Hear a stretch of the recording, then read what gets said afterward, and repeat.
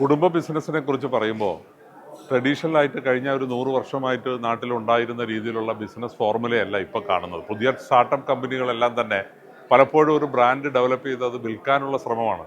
അവിടെ family കോൺസ്റ്റിറ്റ്യൂഷനോ succession പ്ലാനിങ്ങോ ഒന്നും അവർക്ക് ആവശ്യമില്ല. പക്ഷേ ട്രഡീഷണൽ ആയിട്ടുള്ള ഞങ്ങളെപ്പോലെയുള്ള കമ്പനികൾ ഭാവിയിലും അതൊരു കുടുംബ ബിസിനസ്സായിട്ട് നിലനിർത്തണമെന്ന് ആഗ്രഹിക്കുന്നവരാണ്.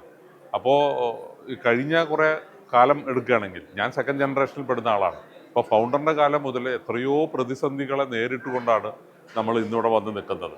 ഒരു 20 വർഷം മുമ്പ് ഉണ്ടായിരുന്ന പ്രശ്നങ്ങളല്ല ഇന്ന് നമ്മൾ നേരിടുന്നത്.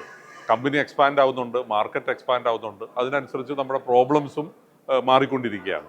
അപ്പോൾ ഇപ്പം നമ്മൾ കോവിഡ് സമയത്ത് നമുക്ക് പല പ്രതിസന്ധികളും ഉണ്ടായിരുന്നു. പക്ഷേ ഇപ്പോൾ എൻ്റെ പ്രോഡക്റ്റ് മെഡിമിക്സ് ആയുർവേദ സോപ്പാണ്.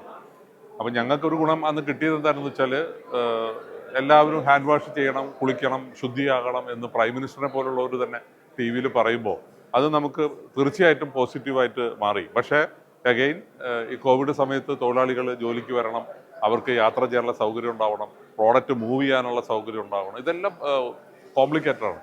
അപ്പോൾ ഇതിനെല്ലാം ഒരു സൊല്യൂഷൻ നമ്മുടെ അടുത്ത് ഉണ്ടാവണം.